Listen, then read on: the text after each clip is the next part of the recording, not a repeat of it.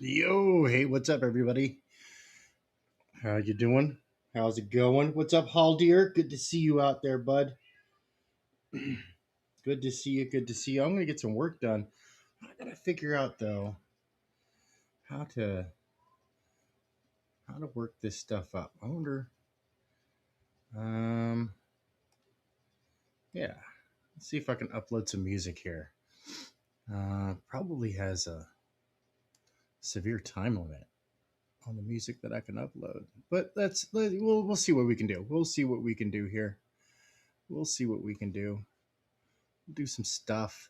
We'll do things. We'll do things that have the stuff and stuff that has the things. Ugh. I like things of stuff. They're pretty fun. Um, dang it.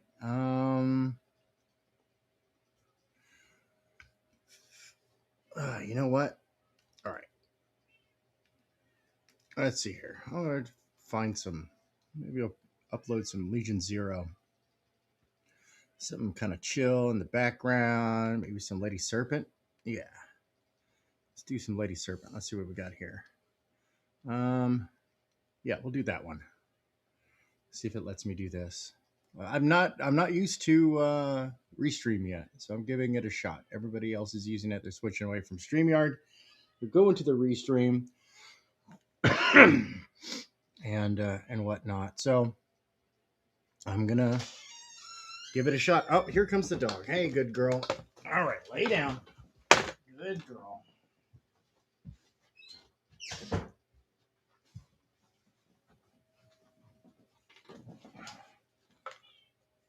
She likes to come in and to the office and hang out while I'm working. And since I don't have a whole lot going on today outside of work, might as well do it. Might as well do it. Do. Come on, upload the music. Go music. Go play music. Go upload. Upload it into the internet. Get the music. Get it. Go. I wonder if there is a limit. Wonder I should look it up. Should look up limits and see what it is. It is what it is. Ooh, started a new sketch, huh? Well, while we're waiting for music to upload, let's go check that out, actually. So I'm going to grab that link, that delicious, delicious hot link. Oop, that's the wrong, that's the wrong thing. I'm looking at the wrong thing again. You're doing it all wrong again. You're just messing it all up. Just completely like a soup sandwich. Just ate up. Just ate up like a soup sandwich. All right, we're waiting for it to load. I gotta wait for the security protocols to like finish their thing. Let's go check on the. Okay, here we go. How do I adjust the volume on this? Where's the volume buttons?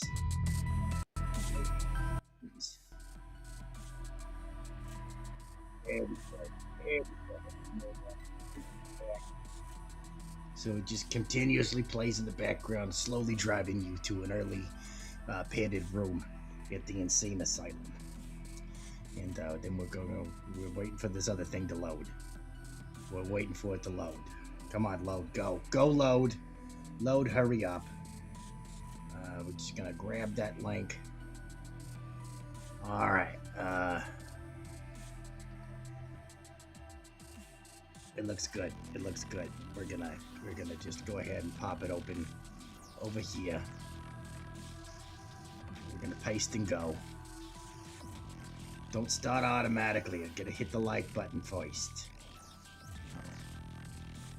Well, I was logged into the wrong account, so let's go log into the right account. Ooh, stop with the loud.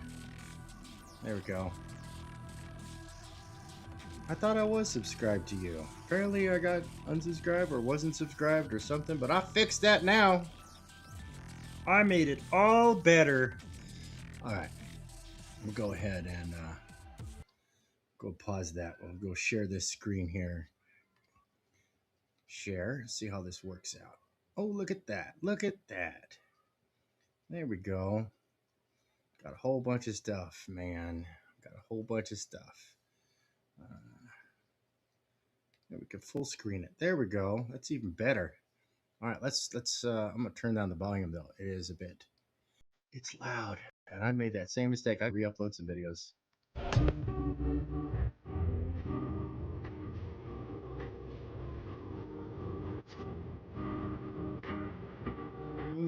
Yeah, love some analog. Yeah, slinging ink on a Thursday. Yeah, night shadows, depth of field. Yeah.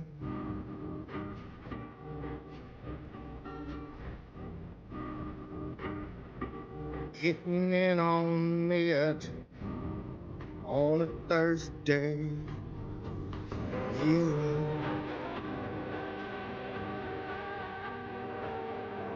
Heck yeah, dude. That's coming out great. I love it. I love it. I love it. Heck yeah, dude. Good job, man. That's looking good. Haldir says, I'm doing this one totally by eye, trying to get a bit faster at completing a piece so it won't take forever like my other pieces. Yep, no, yeah. As they say, quantity than quality, right? Get your workflow fast. Speaking of which, I gotta get to work. So I'm gonna do some turnarounds. I'm gonna do the work on the medic today.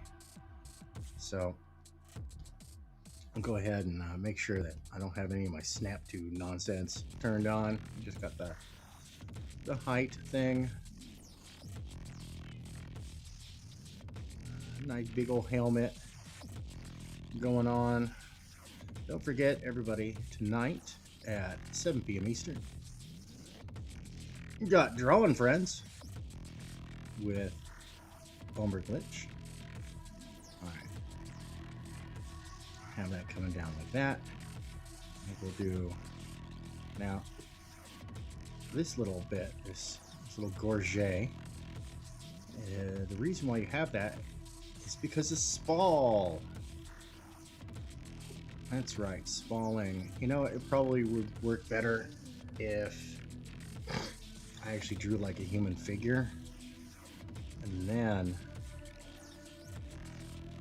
put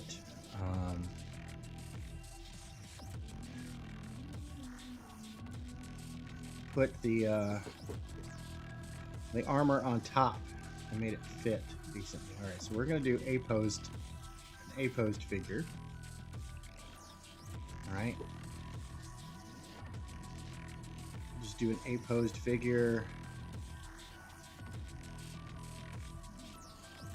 Draw in some stuff real quick.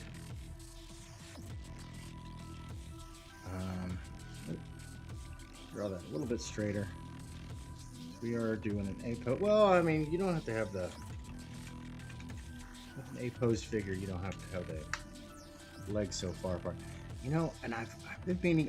That's another thing I forgot to do is turn on the mirror function, and I haven't learned how to do that yet. So that's fine. We just need to. We just need to get this kind of squared away a little bit, just a little bit, not a whole lot, just a little bit. You know, I totally didn't even bother checking. Yeah, I don't think anybody's gonna show up. It's probably just gonna be me. Let me go check my messages real quick. Oh.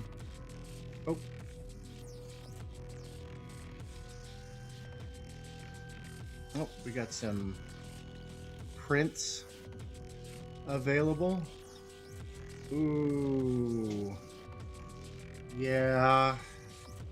Prints are touchy, guys, if it's something copyrighted. You are... Hey, get out of there, dog. If if you're gonna sell prints, get written permissions. Like for real, get written permissions. I know they tolerate it at conventions and the like, but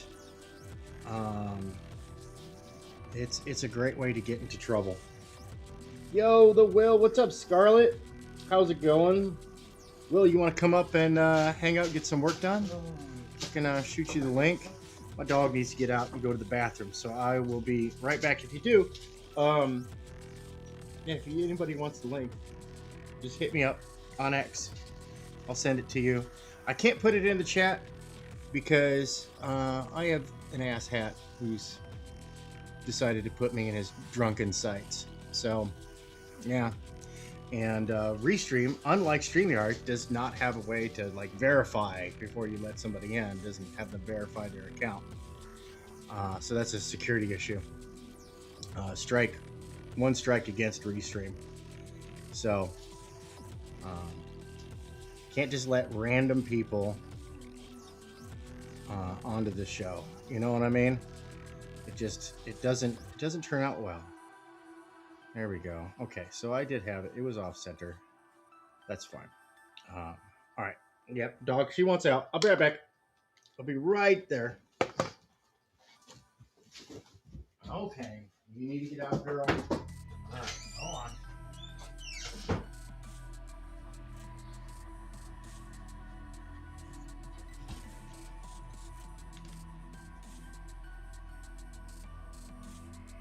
All right, cool. Let me jump over to X, you fine people, and shoot you a link.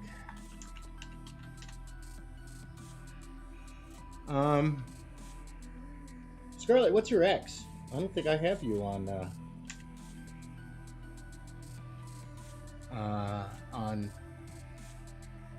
X.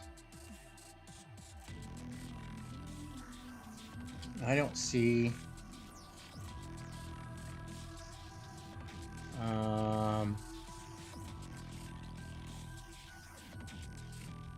I don't see you there, but I know the Will is on here. What the hell?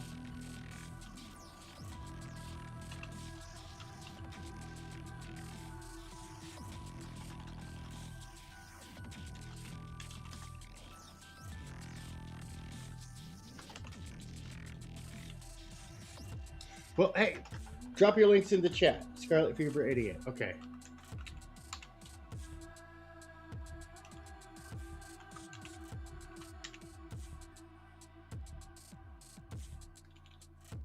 Oh, okay, we do follow each other. I thought we did.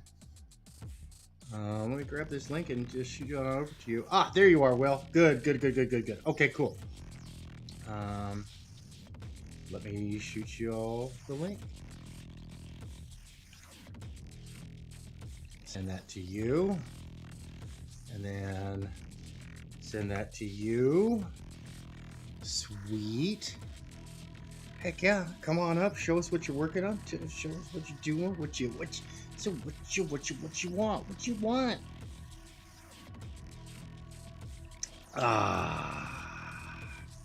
Delicious coffee.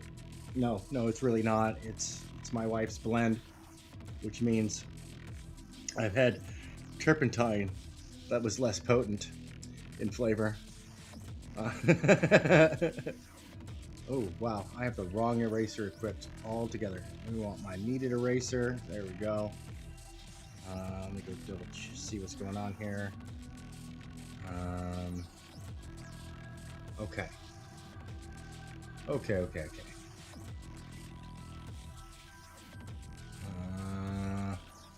Still kind of getting used to this.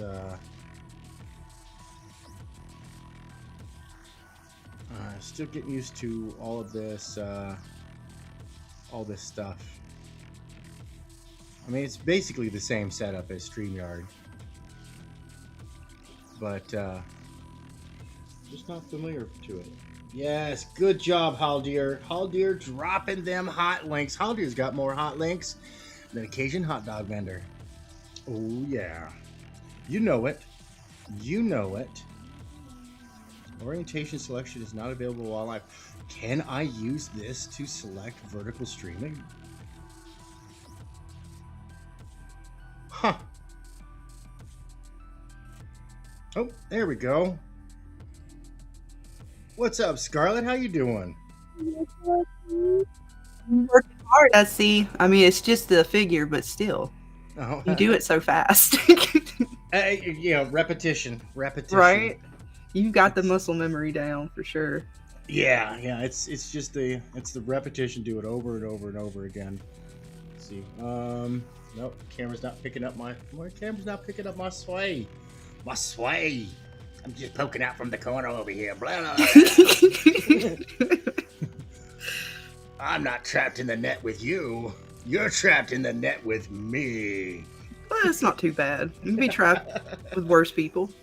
It's true. It's true. It could be worse. It could be. Count our blessings where we can get them. Right? Yeah, no, for real. No, that's the wrong button. See, I keep doing that. Okay, cool. It plays a nice little noise when somebody pops in. I gotta pull up. I don't know where I hid that. I drew that, and I have a physical piece of artwork around here somewhere, but that's okay. We'll just open up the one I have for the teaser. Okay, cool. That was my initial medic design. Yeah, I Right remember you there. showing that the other day. Was it a week ago now? I'm sorry, days they blending together. I hear that. It's already the 19th, Mm-hmm. and I am supposed to be much further along on this project than I am right now. So I'm hitting like hustle mode. Oh, and I think that's the will. Let's see here. Yep, add to this. Oh, that was you. You're back. Oh, did I lose connection or something? That was weird. It totally was like it bleeped for a second, and then it's like I was waiting again. I was like, "What the heck?" That was Okay. interesting. Yeah, no, that was weird. Yeah. I was like, "Did I do that? Was it my internet? I don't even know what the hell happened. It was so fast." Dude, I saw you playing Almost Human. That almost made me reinstall the game. Oh, okay. So you've played it before? Yeah, I played it some more today, trying to grind a little bit, so that way I can actually show people the monsters a little better. Yeah. Because they're a little difficult to beat right now. A little bit. I already died a couple times this morning. I feel that. I feel that. You died? I did, and then I came back again. It's special powers. Mm-hmm. The respawn is, you know, you become a gamer, you get that respawn perk. I guess so. What game are you playing? We were talking about Once Human. Yeah, Once Human. That's the name of it. Once Human. Yeah, I made a character for that. I played around for a little while, and then I got distracted. I think because I have such limited game time, Right. and right now I've got Skyrim with 3,700 mods, and I am determined to beat the crud out of it. Finally. Nice. Oh, One my second, cat Deadland. apparently would like some dry food. I'm sorry, I'll be right back. Have you played Skyrim in virtual reality, Tank? I can't hear you. Oh, hold on. No, now I can. Yeah. No, I had to mute myself real quick. Dadland poked its way in. No worries. I need to secure into the valid documents these oven instructions that come with our antique.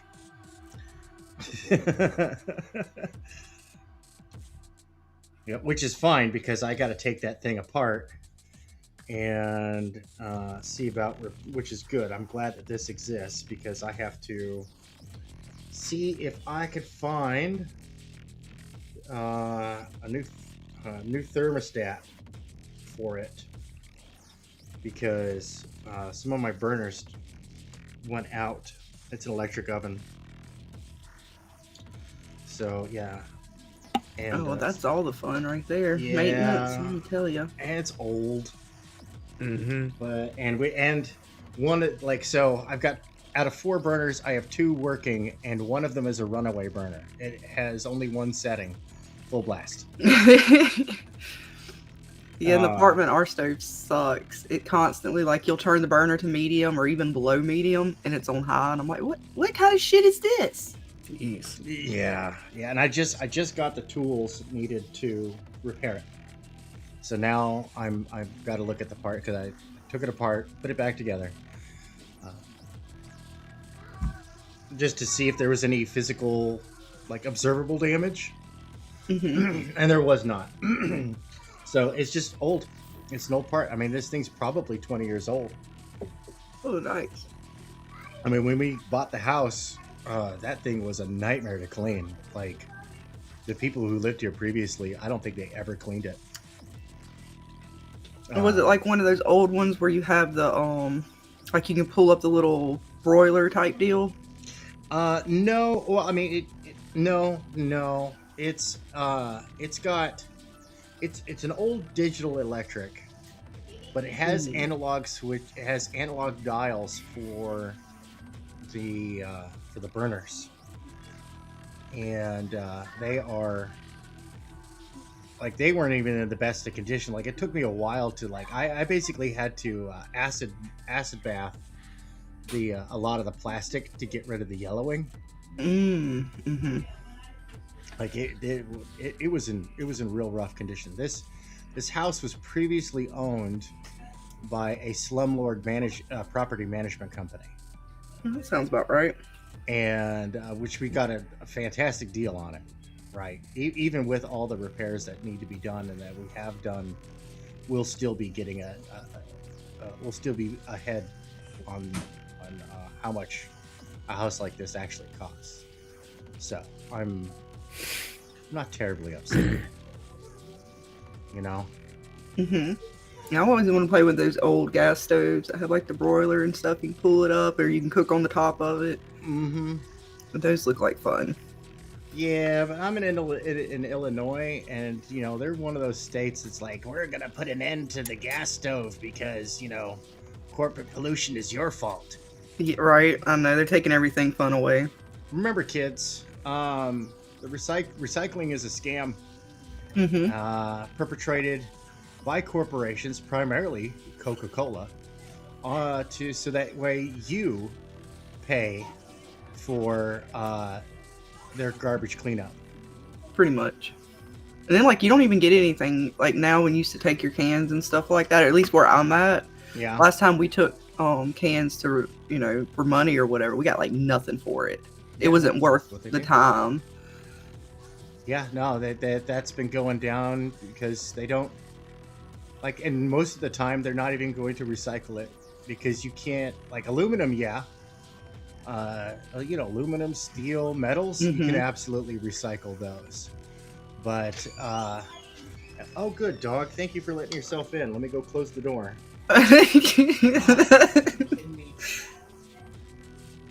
This dog's got thumbs. This dog just gets up and his dog is a velociraptor. Right? It's a smart one. He has trained it well. Sorry. Now, if only it can pay the bill. How to open the handles. Yeah, she knows how to open the handle from the outside because it's got a little lever handle.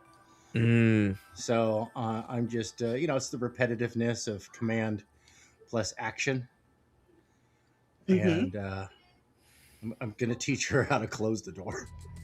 Nice. And then teach her how to pay the bills too. I mean, that's right. Well, hey, as long as she does her job, it makes my paying of the bills that much easier. Right. And so she's coming along as a up and coming chief of security.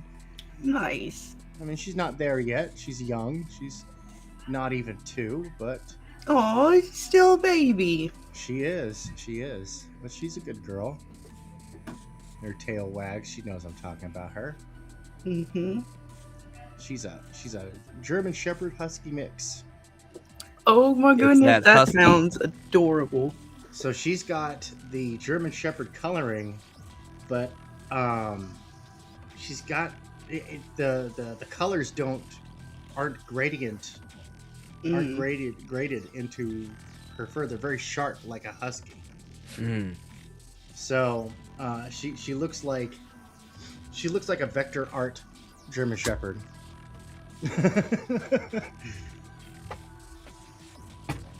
it's interesting.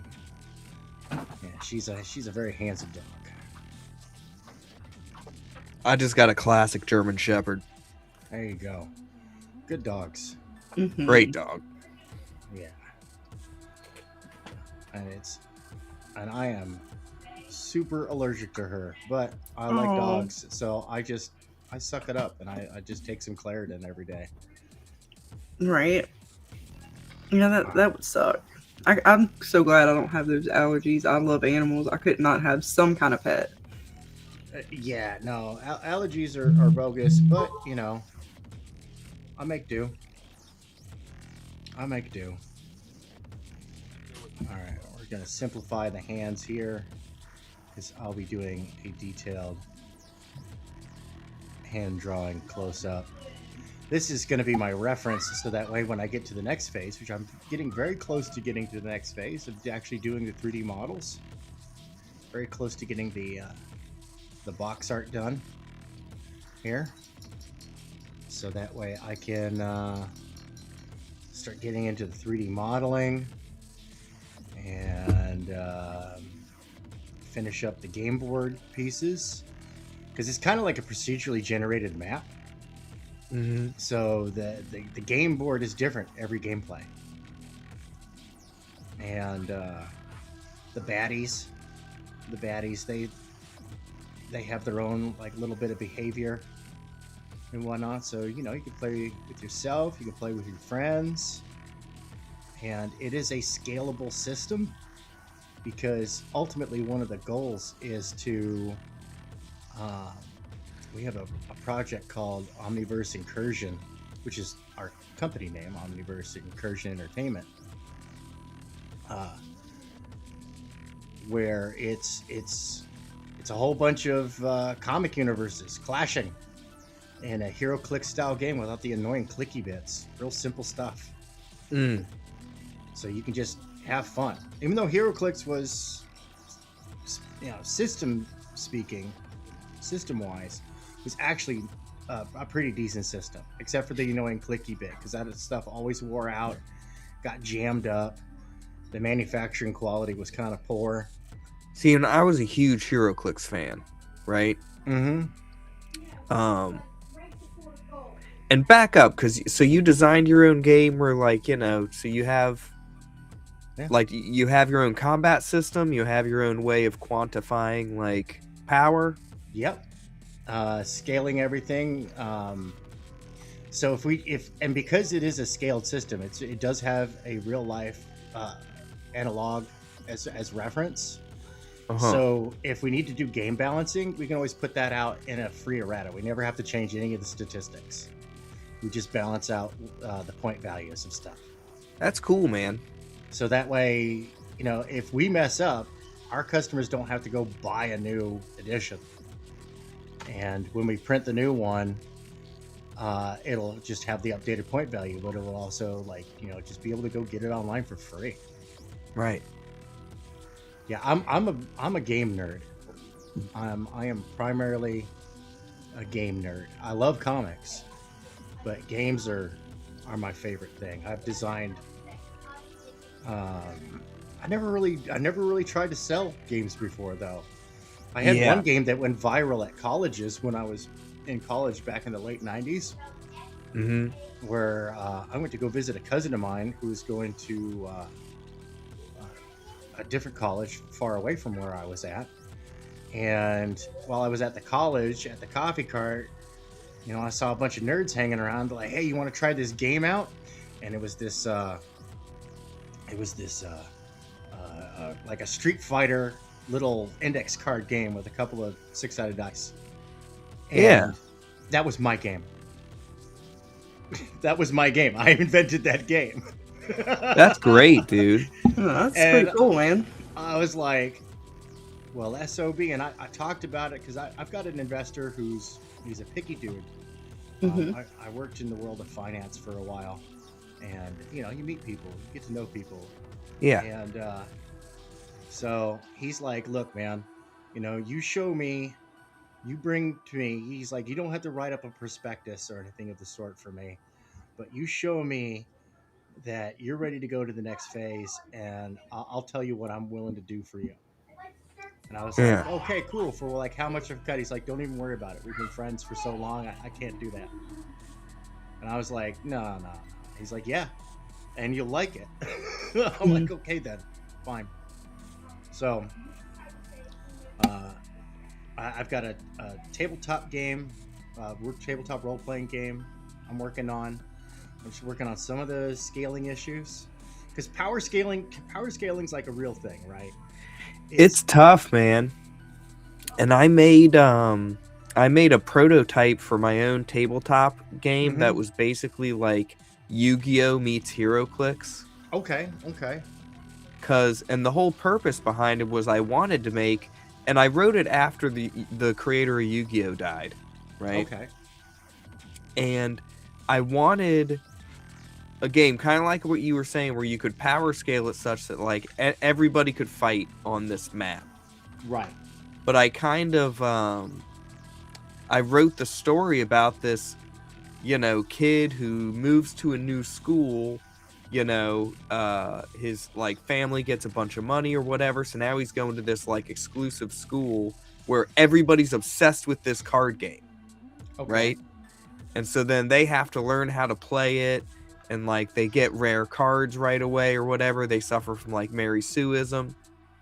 And it's almost, like I had this whole thing. But anyway, my house got robbed and they took my prototype because I was using quarters as the game pieces. So there was like probably $200 in this little case of quarters with stickers on them. Oh no. And I just haven't worked on it since. Sucks. Oh, dude. But I was thinking about what kind of webtoon could I make, right? And that's when I really focused on developing the game. Right. But then the drama's baked right into the script because I could just play the game and then write like the scenes around it. Yeah, I feel you. I feel it. Yeah, no, dude, that sucks, man. Right. I mean, I still have it all up here for somebody to do. I mean, but you could tell you put stickers on the quarters. They were special. They weren't just some random. And there were decks of cards in there too, because I had made all these I bought all these blank cards online, and I just used a marker and I wrote all the stats and the star symbols. Some of them had little pictures on it. You know what I mean? Because I had characters. I had fighters from all genres, right? Nice. With these quirky abilities and different spells. Like you could throw up walls, and some of the walls were made of paper, right? And it's in the ninja deck. The ninja deck has paper wall as one of the cards you can play. I love it. To create a battlefield condition. But then one of the cards that cracked my brother-in-law up, it was the heavily armed cripple. And he had no movement. Oh, God. But he was very high defense, and he swiped at your ankles. Would you like another party member just carry him on their back or something? Yeah, like run them into battle. Characters could carry. I had the because like in HeroClix, you had the figure 8 looking dial pieces that could carry a certain number of people. So you had those characters, this and that. Nice. See, that's cool.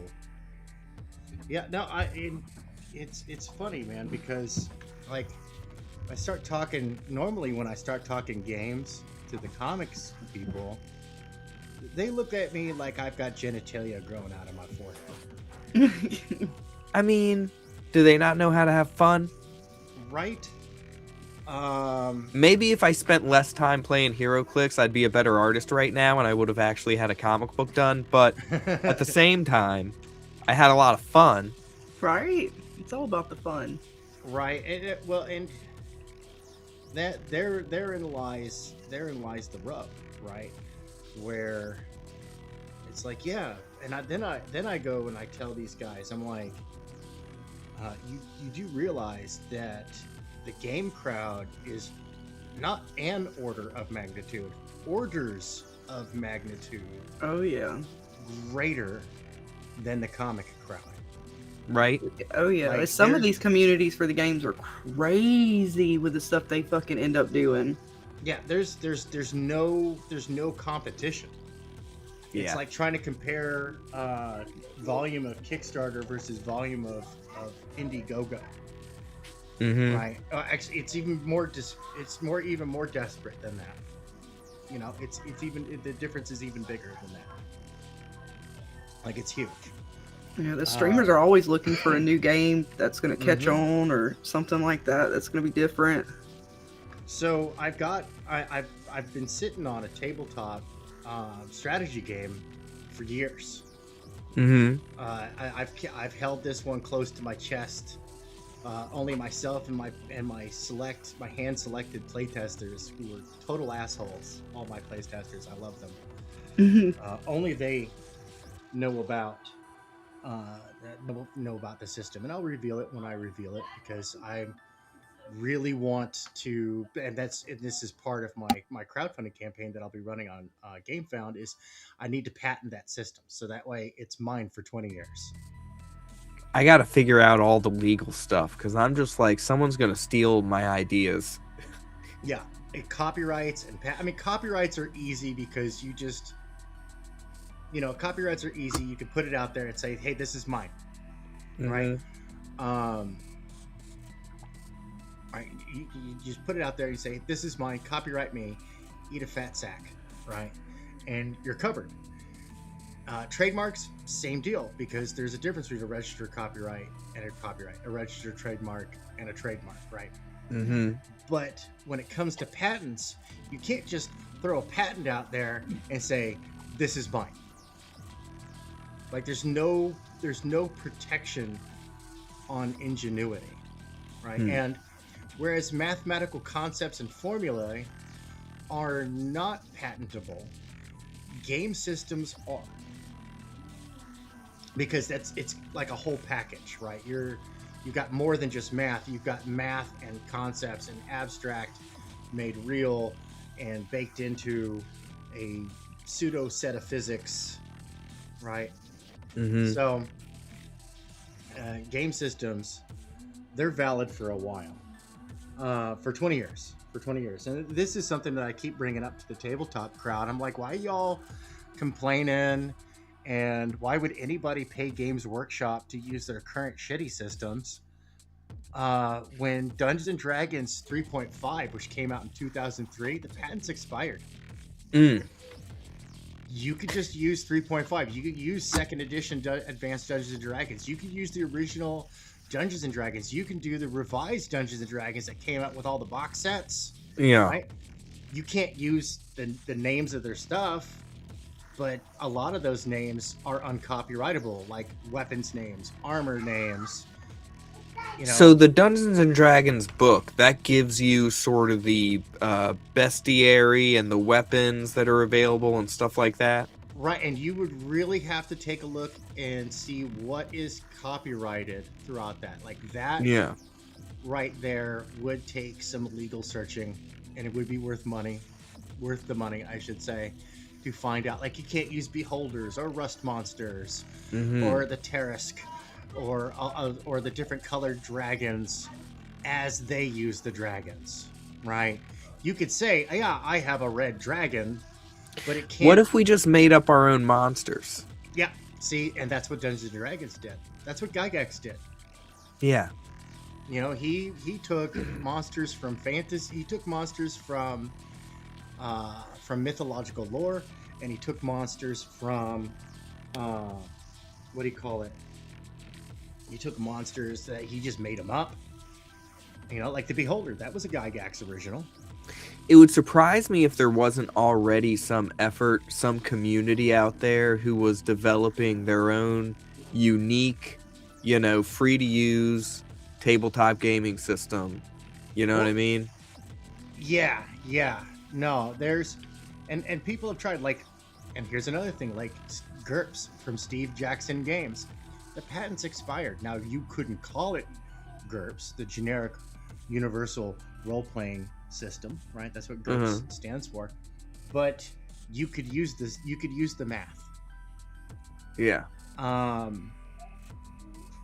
And you could You could make your own translation books. You could be now. Granted, now see, this is where it gets tricky. You couldn't say, "Oh, translate Dungeons and Dragons 5th edition into my system," or vice versa.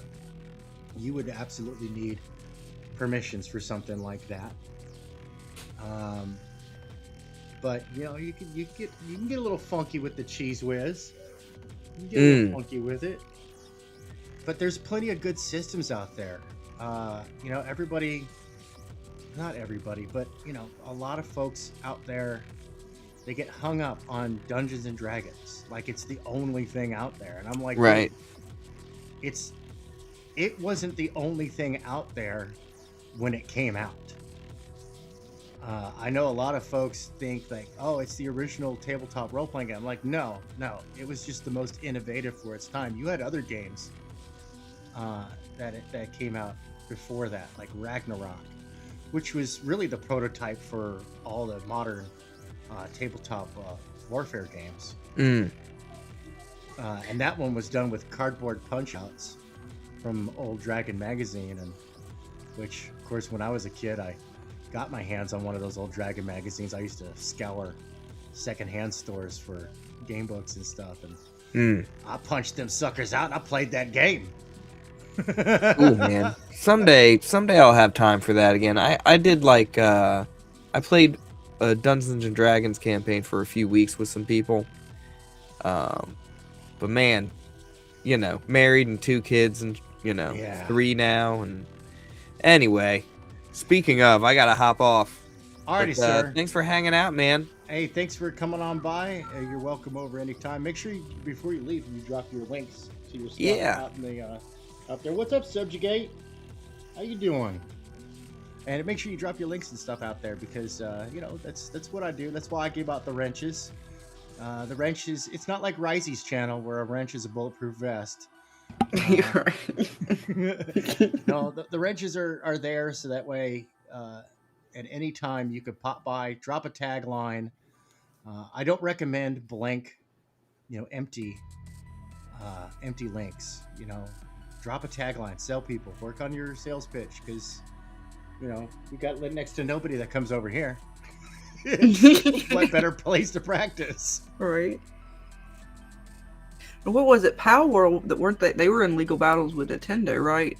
Or They Pokemon. Were. I guess they won it in the end, or they're still going at it. Well, from what I heard, that that Nintendo's on their back foot, that they're appealing. But Nintendo, they honestly don't have anything to stand on with that. They really don't. Power World is its own thing. Catching monsters and training them is not their sole proprietary thing. I think they were trying to do the game mechanics too, or something. It was the Pokeball type aspect of it, the characters, and then there was something about the game mechanics they were trying to, I thought, go after them for. Yeah, they were trying all sorts of stuff, but yeah, none of it stuck. Apparently, from what I understand, none of it stuck. So. Y'all were talking about like the games and copyrights and stuff like that. That kind of came to mind because I was thinking like it must be like, in order to truly have a copyright or something protected, yeah, you're gonna have to really search, because there's so much out there already. And then, like you said, some stuff at certain points loses its protection. Certain things do. Yeah, you really it's a bit of a tricky area legally, because it's not well tread. And unfortunately, the big company with the modern legal environment, the big companies are in a prime position to deny you fair use or process, right? They're really in a big position to do that. I mean, you look at you just look at the right to repair movement with Louis Rossmann, right? And you know, he's like he's showing off like how these big companies, they're robbing you blind. You know, you're not allowed to repair it. You purchase it, you paid for it, but in reality, you don't own it. Right. And that's silly. Like if you repair it, now I understand the voiding of a warranty. I'm not entirely opposed to that. Look, you know, warranty, they'll give a warranty as long as it's repaired by an authorized thing. That's fair, because how else can you guarantee the product's quality if you're not overseeing the repair for that product? Right. If somebody just owns it, and like John Deere does, like they install these computer chips and stuff, and so does Apple. Apple does this as well, where they install the circuitry that if you did repair it, you just broke it. It will never work again. Right. And it's not like a car, you pay for it, you know, you go take it where you don't have to take it back to the dealership and take it wherever and pretty much do whatever you want with it. It's yours. Yeah, like regular automobiles, there's legal protections that ensure that you can just take it to a repair outlet, or you could fix it yourself, right? And there's protections for the company that say, hey, if you do this and it's not authorized, if somebody's not, you know, certified to work on this, whether through one of our official places or through somebody who's got the certification from one of the schools that we've approved of, then you voided your warranty. That's fair. Yeah. Right, because like I was saying, you know, how else can you ensure that your quality standards are being met? Right. And like, what, you go to Walmart, you can pay for the little insurance or whatever, so they'll fix your items if it's within that time period, if they break. Right. But you have to go through them, right? You have to go through their policy and all that kind of stuff in order to get it, do whatever it is they ask you to do, wherever they tell you to bring it. Right, because that reduces their liability. Right.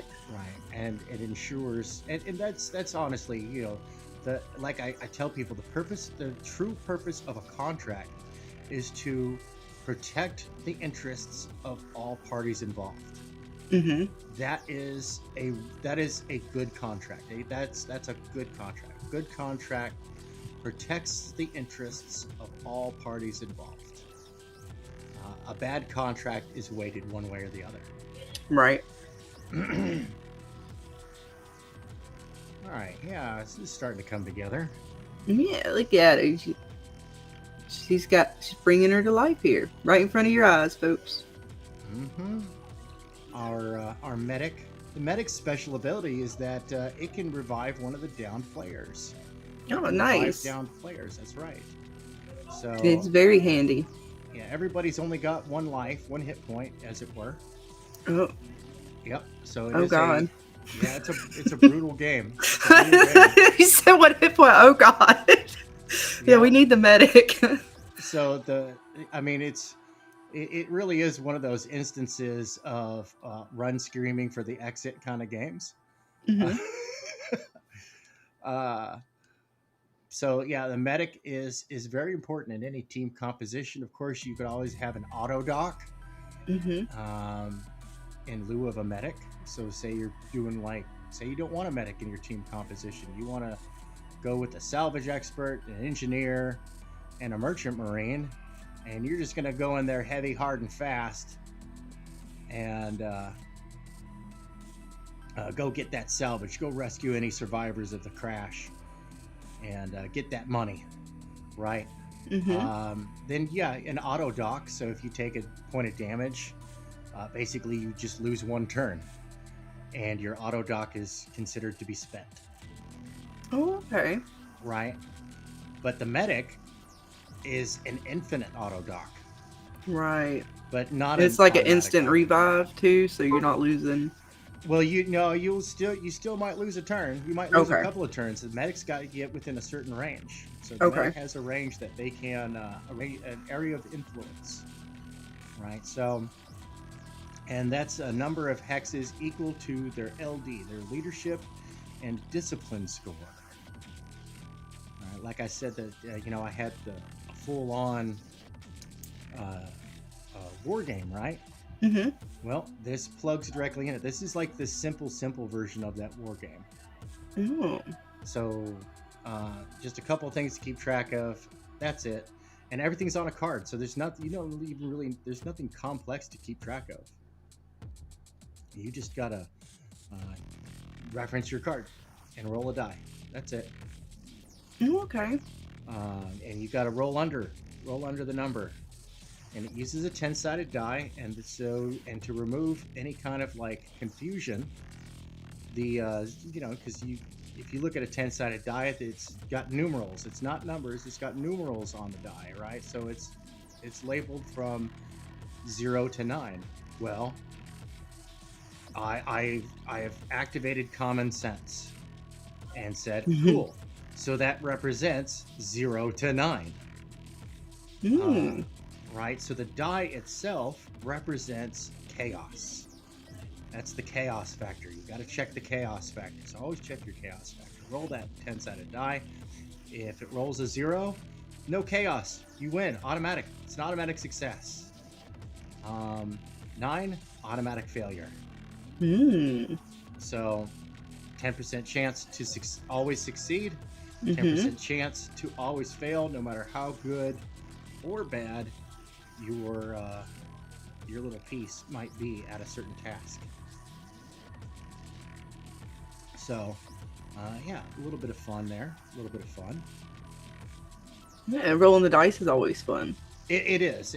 And you don't have to roll to move. You just move the number of spaces that your character has. They have a movement rate. There might be some of the spaces on the map that'll have a boot and a number, and that means that's how many movement points it will take to move onto that hex. Because I'm using a hex map. It does use little hex tiles. You draw them like cards. You shuffle them at the beginning, before the beginning of the game, and then you play them like cards. You flip it over, see what it is, and then you decide where it goes. So you build your own game board at the same time. Okay, that's pretty cool. That's different, right? And so you can play co-op or versus with your friends. So you could be like, I'm going to put this advantageous terrain piece right in front of me. And okay, well, it's my turn now. Cool. Well, hey, I'm going to take this disadvantageous terrain piece and put it in front of you. Right. Oh, that's fun. Like I say, and that's one of the fun things that was about, I guess, like the games like D&D and stuff. To a degree, especially now, they kind of give it up to you to really make your own game. Yeah, and that's fun. Yeah, and unfortunately, D&D's lost sight of that over the years. Like, there's no more game anymore. There's no more challenge. Right. With 5th edition Dungeons and Dragons, it's damn near impossible to die. It's impossible to lose a character almost. Yo, what's up, Saboteur Charlie? What's up, E. Ortiz? Long live the Digital Bullpen. That's right, E. Ortiz is the original creator of the Digital Bullpen, and graciously allowed me to carry on this fine tradition of working live, hanging out, chilling with the audience. If anybody wants to come up onto the stream, just let me know. I'll send you the link on X, because I'm using the Restream and it just doesn't have the right kind of security. You can't see the person because I abandoned them from the chat, but Restream just doesn't have the same security gate that right. StreamYard does, where it's like, okay, no, you have to register with your YouTube account in order to join. So, all right, there we go. I think this is really starting to come together here, this front view. Mm-hmm. And then I'm gonna do a whole bunch of stuff. I'm gonna do all sorts of stuff. It's gonna get funky. It's gonna be cheese whizzy. It's gonna be good. Nice. Yeah, I've got to get a whole bunch of things together because I got to think about this. Like, okay, cool. Not only do I have to think about like, all right, so yeah, it looks like this, but how is it gonna bend? Because after I model this, then I'm gonna rig it. I'm gonna model it A post, and then I'm gonna rig it, and then I'm gonna put it into the dynamic pose that I'll 3D print it out as. Oh, sweet. Yeah, if I've got a low to mid run crowdfunding campaign on this, then I'll be using like probably a High Gears resin printer, which is really nice quality, and their resins are really good, and they've got some real good like durable resins, like that'll last a while, right? And but if for some strange reason that this takes off and it's popular, then I can move my way up to what's called an SLS printer. That's that powder printer, and that allows me to produce a lot more. But like those big machines, the non-color versions that just print out at the color of whatever medium you're using, those are still over $10,000 a piece for a decent size. Yeah, shit. Yeah, there's some investment there. Holy shit. Right, and I mean, ultimately the goal is to get one that can get a inkjet SLS printer, which that allows me to 3D print in color. Oh, that would be sweet. And that's when I tell, and get one of those, like the full setup and everything, it would cost about $100,000. Oh, Jesus Christ.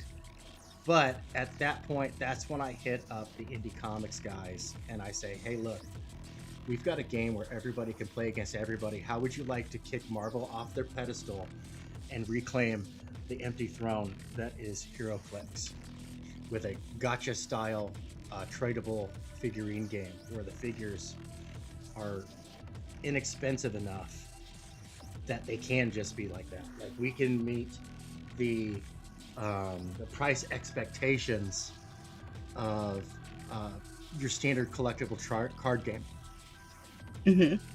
which those run between $7 and $10 for a pack right now, and we could definitely do that with a little box with a 1/64 scale figurine in it, its trading card, a mini comic, and yeah, that's it. That's what comes with it. Yeah, that'd be pretty sweet. So, yeah, Ortiz, you is absolutely right. There are great memories associated with the digital bullpen. And you know what's also really kind of cool, is that you know a lot of new people have met up on the digital bullpen in recent times, which is really awesome. Creating new networks of creators. Oh, dang it. I jumped the gun on that one. New networks of creators, people out there creating, promoting, getting together, all that cool stuff. All right, so we want to put like little maneuvering thrusters here. We got to do that for this backpack back here. A little bit of a tangent, but yeah, we'll live.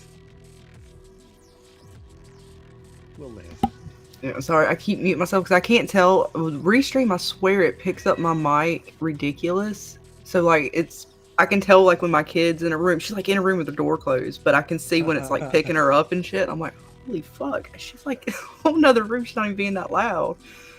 I Oh don't know yeah, what it is with no, I dig Restream it. though, because I think it was like that when I went on Fins. They had to turn me down. Like I couldn't even control it. I was like, how do I turn? Oh, I even turned my gain down, hoping that would help. But it's something I don't know, man. Me and Restream, we don't get along too well. I'm not a great fan of it, but the price is hard to compete with. That's true. I At least apologize if you're picking or my mic's picking up a lot of background noise or anything like that.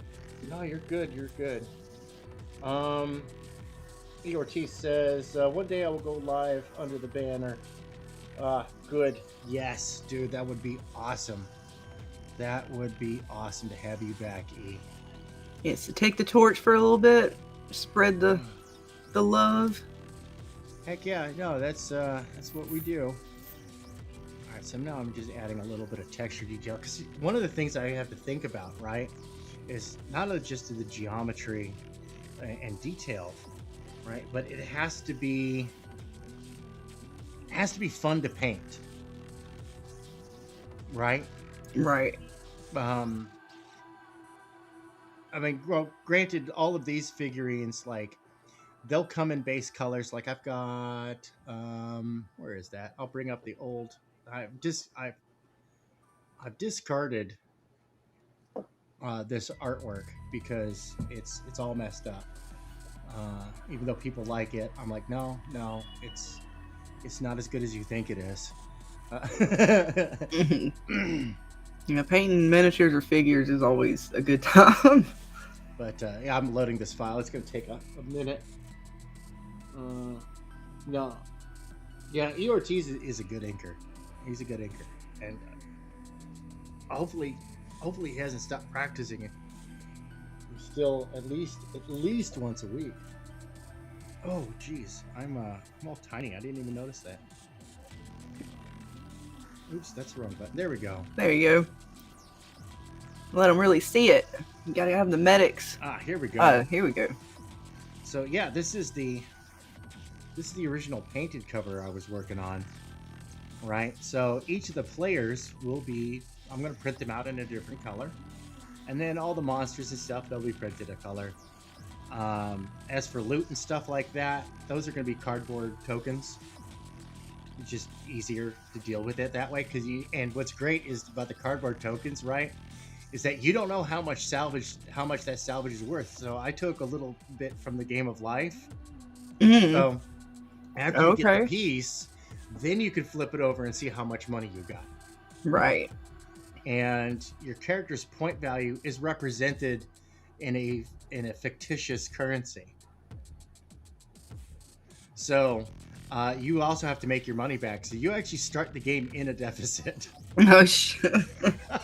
You're just making it all the fun for us to start off. Right. So now you're motivated. Now you right. All the challenge from the gate. Like there's no tutorial. No, we'll give you a little this. No, throw you right into the fucking storm. I mean, the game is designed to be challenging, whether you're playing with each other or against each other. Well, that's fun though. And when you flip over, a monster encounter, or when you flip over an encounter, it tells you what it is. You place the token or little figurine where it appropriately goes. Mm-hmm. And if it's a monster, it's got a monster card. So it's got a little card that goes. I mean, when you flip over the card, it'll have all the information for the monster, like it's what you need to roll, what it needs to roll to attack, what its base behavior would be. Mm-hmm. So it's like a if or, if and, I should say. So if a player is within certain space, it moves towards it. If they're farther, it moves. It'll move away or something like that. It's like, say it's a ranged monster, right? Say it's like this little evil robot here in the background, right? Mm-hmm. Shooting at these guys, trying to make their getaway. Okay, so if the player is outside of a certain range, it'll move into attack range. If the player's too close, it'll try to move away.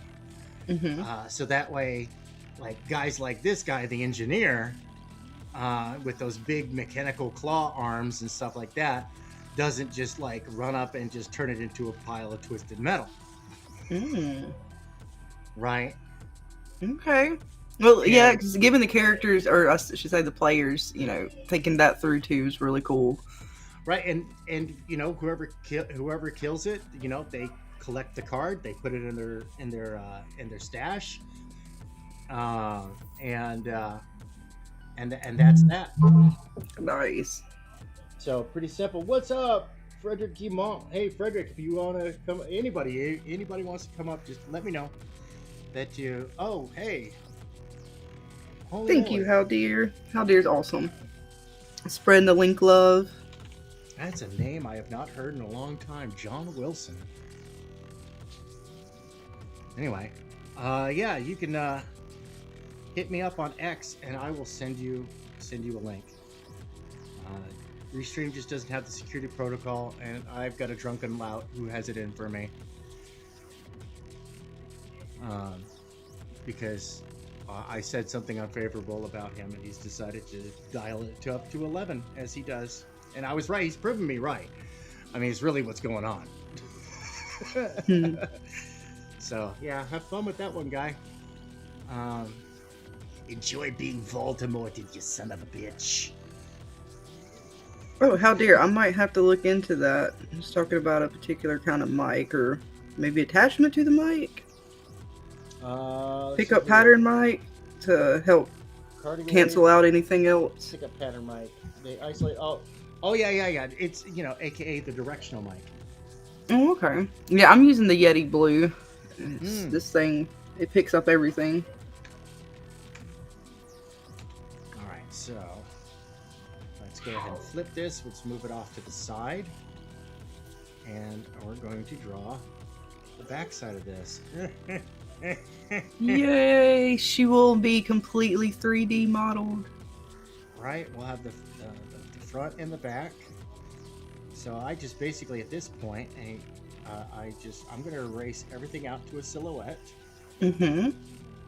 Because it is a reverse mirrored image, and I already have an orthographic perspective on it, so it is laid out flat. There is actually no perspective added to this picture. And I'm just going to continuously do this. I'm not going to... don't take the pen off the paper. Okay, there we go. My finger was slipping. Because I don't have like one of those arthritis grips. I took 3 years of calligraphy. I actually hold a pen correctly. Oh, nice. So... And the rest of us over here just winging it like we know what we're doing. Oh my god. For real, I see like videos on the internet of somebody drawing, and I'm like, dude, I got arthritis just watching you hold a pen. That is kind of crazy to think about, though, like the art of actually just the holding of the pen or the pencil. Right.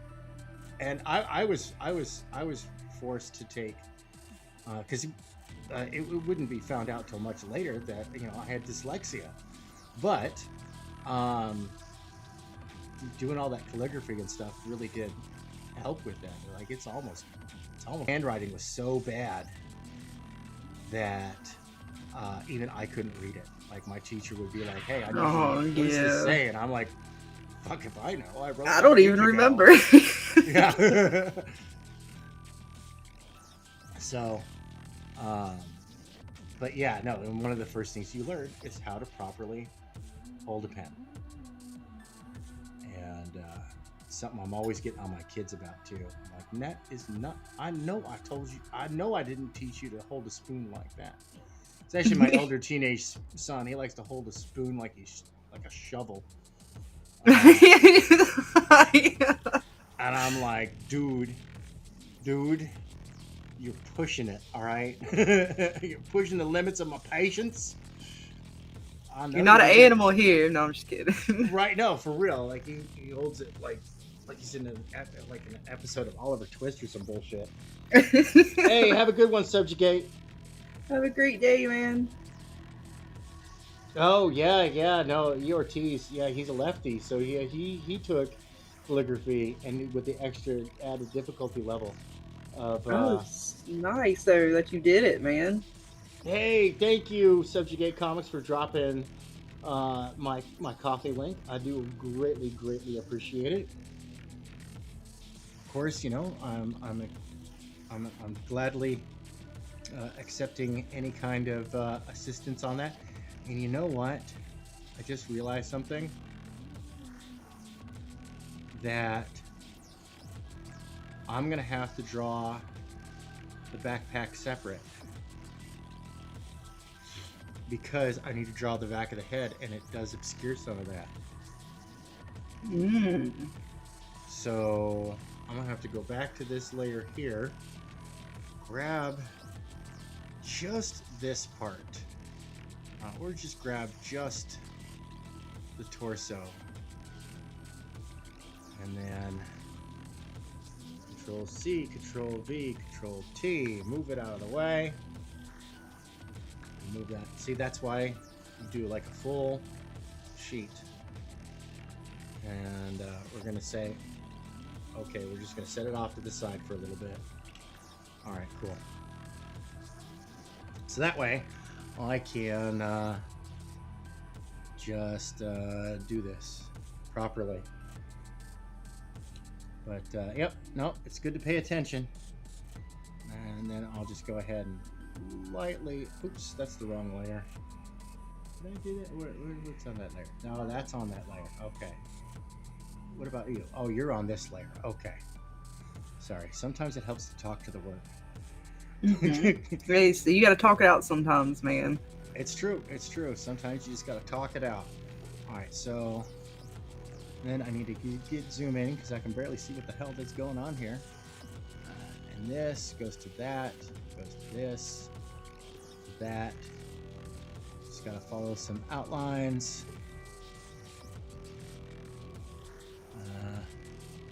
So I can make sure, oops, wrong outline to follow. All right, there we go. Yeah, get that sorted out. Of course, the music is Lady Serpent by the amazing Legion Xero. Check him out, his Bandcamp, link in the description below. And then I will draw a dotted line for the backpack. What's up, Praetor? Yo, Praetor, what is happening? Good to see you.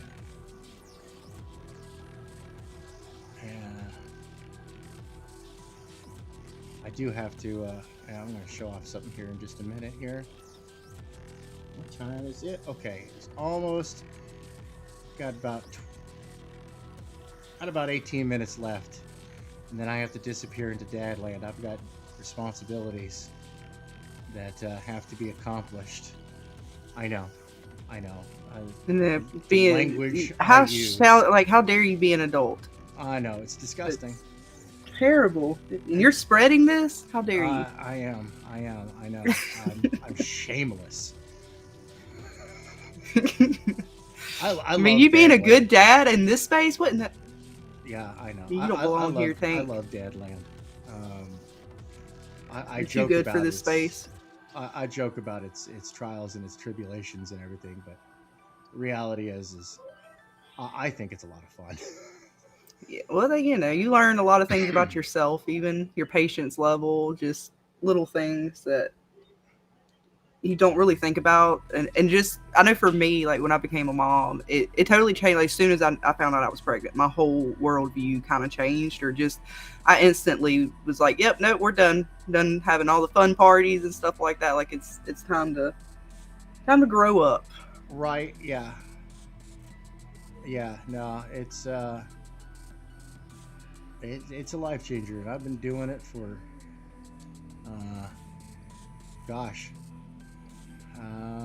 oh my goodness, and that just made me realize we got another birthday here in 9 days. Fun. That'll make it 24 years. Oh, nice. 24 years of Dadland. So we're trying a new journey. We just started the homeschooling this semester. Yeah, no, I do that because I actually want my children to be able to apply what they've learned, and their friends who go to the local public school They celebrate ignorance. They do. I mean, I like their friends and everything. They're good kids, but like they're if you're good at schoolwork, it's not favorable. And I'm like, Right. yeah. So remind them when you see them in a few years that you would like extra mayonnaise on your hamburger. Right. And I'm not Yeah, no, saying I that to couldn't be a deal with the dick. public schools anymore. I had my limit, and they pissed me off for the final time. I'm like, no, we cannot continue this journey. We'll have to start anew. Yeah, they don't stress academics. They don't. They don't stress academics. Um, they don't teach civics. They teach social studies. So Hmm. none of my kids' friends know how the government works. Like none of them, or none of my yeah. None of them know how the government works. They don't know how voting actually works. They don't know their constitution. They don't even Yeah. know like the basics of like how the state of Illinois even just came to be. Like the basics. Oh, that's crazy too, because like I know when I went to public school, we actually learned a little bit about our state as far as like the laws. They even gave us like this whole book that kind of went through laws that, and we went through them and was like, talking about them. Like, oh, this is like an old ass law that shouldn't even exist anymore. Like, which ones do y'all find stupid or funny or whatever? You know, like Mm-hmm. different things like that. Um, 'Cause my dad was a government. He taught everything in the history sort of section when he was a teacher in high school. Okay. Um, but yeah, he taught government. I want to say he taught civics as well, but I guess government and civics would go hand in hand. Yeah, that is civics. Yeah. Um, No, World that. history, U.S. history, archaeology, anthropology, Mm-hmm. psychology. I'm trying to think. I know I'm missing one or two there.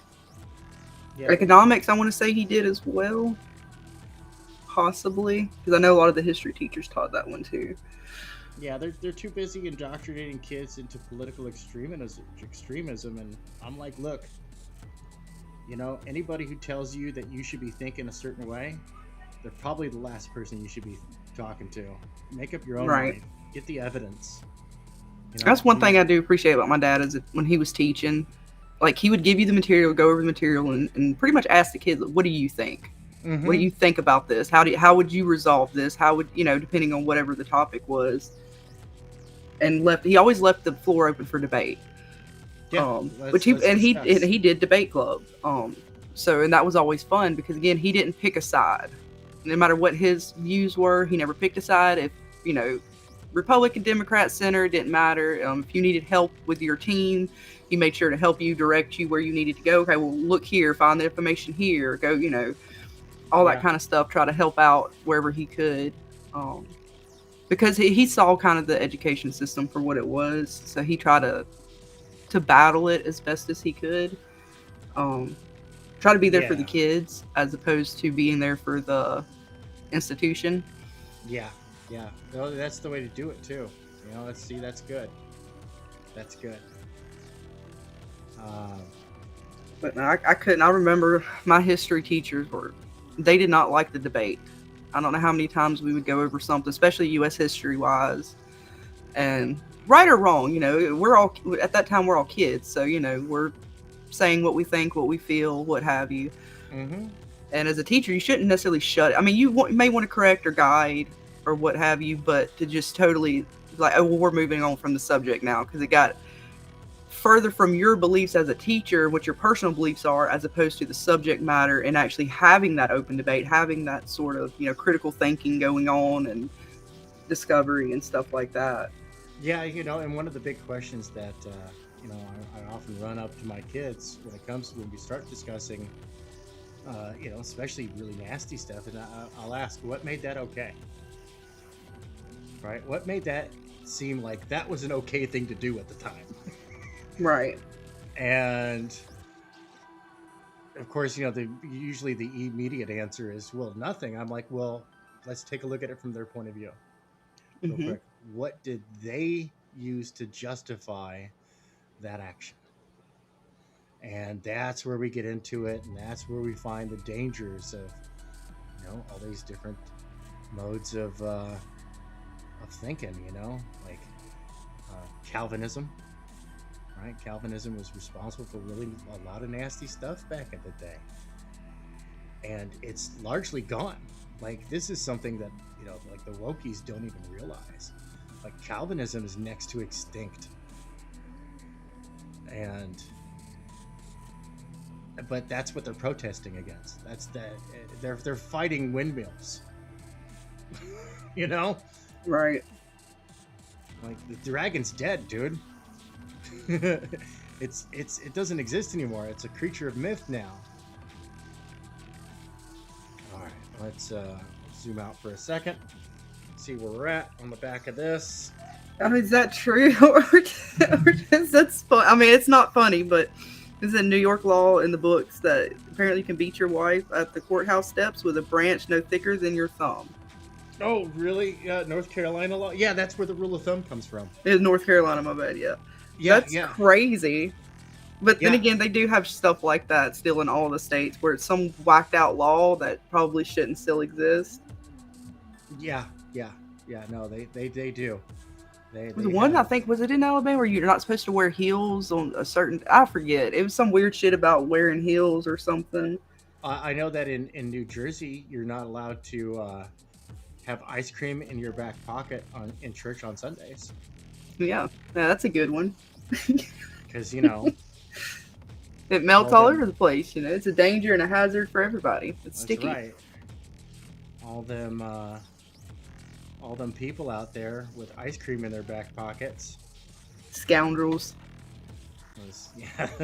Those rapscallions. Right. How dare they? Scallywags. You're a complete degenerate when you put ice cream in your back pocket, right? I mean, everybody knows that. Right, for real. There go my Sunday plans. And I was really looking forward to having melted ice cream right after church service. Right. But it is also really funny because it's one of the things I talk about with the kids is like, and I'm like, remember, for every stupid law you see, there was somebody that caused that to become a law.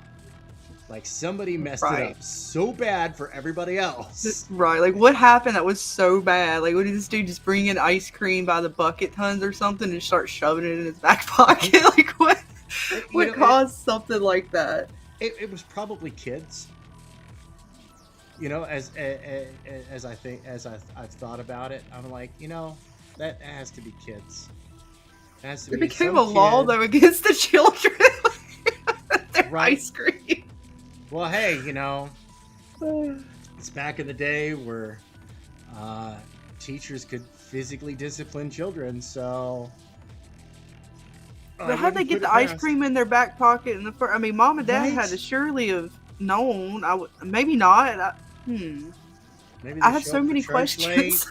Right?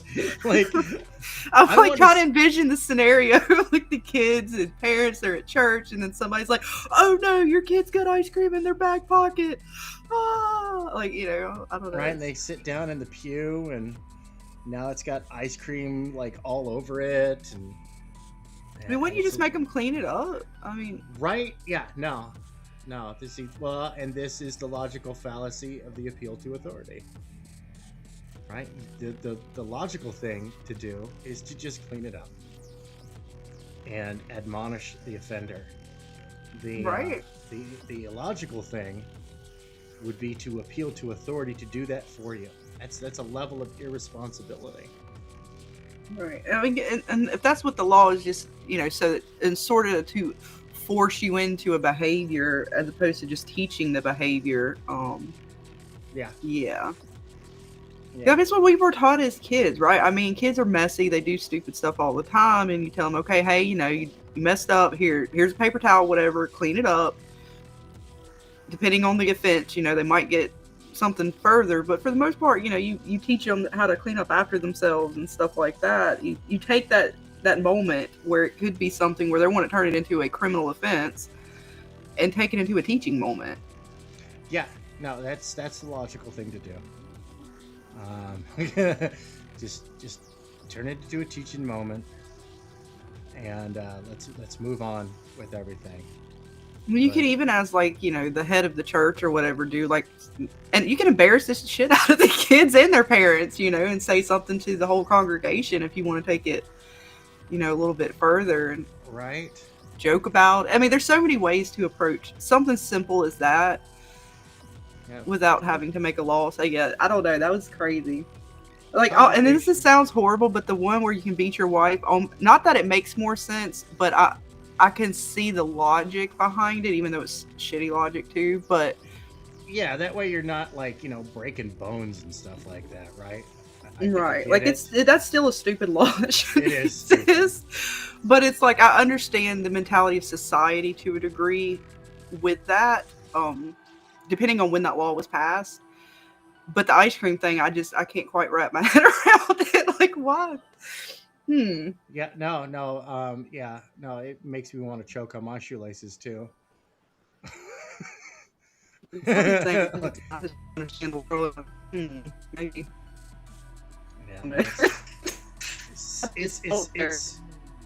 it's one of those reasons why aliens don't visit, because humans, right? It's Uh-oh. crazy. You're roboting a little bit. All right, got 5 minutes left, and then I've got to like, Oh, no. I gotta bounce harder than. Oh, there you go. Okay. Is it me? Is my internet being stupid? I don't know. I thought it was for a second, but I couldn't tell. So is it me? I can't tell. Hold on. I think you're good now. I can figure this out real quick. Good now. It's just in one of its little hiccups.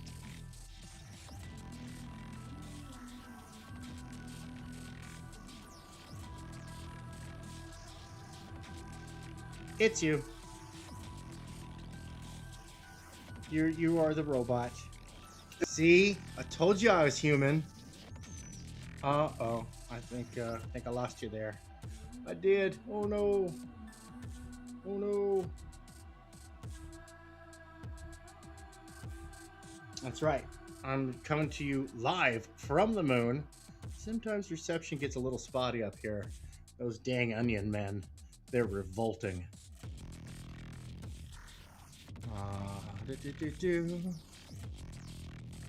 Alright, almost done here for the day. And then we're going to call it. So just add a little bit of detail here. And then I'll add more details, but this is basically just kind of a rough guide for when I do the modeling, right? All right. Oops. Uh-oh. Control A, C. Let's go put this back on here. Control V. Control T. Put this back. Yeah, I'm supposed to have that up there. There we go. We'll say okay. All right, cool. And we got the logo back. Good. Okay. So let me make this a little bit bigger. So yeah, I got the front and back pretty much done. I mean, I do want to add some more details, some more seams, and kind of like some details where, you know, it looks like that this armor could be assembled and put on, right? I just cleaned it up a little bit more. I gotta get the backpack done next. I gotta do that, but yeah, it is what it is, and it is that. So everybody out there in TV land, make sure. There we go. YouTube, stupid Windows. Everybody. So yeah, I got a bit more work to get done on this. I'll get some more done later, but I just have to go. I got to get. I've got domestic responsibilities that I got to get to. So Everybody out there in TV land, make sure that you smash that like button, share this out on your favorite social media. And until next time,